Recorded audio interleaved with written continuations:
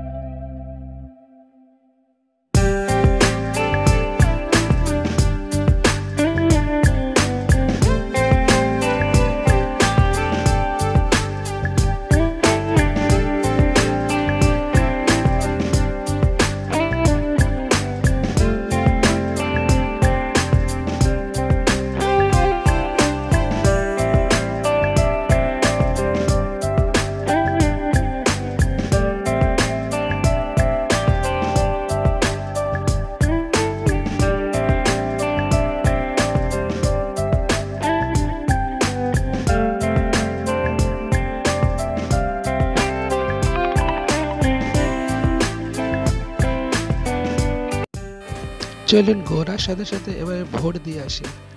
Vote শক্তি মহাশক্তি, vote দেব দেশ গড়ব। আমার কাছে আছে ভোট শক্তি। চলুন সবাই মিলে ভোট দিই।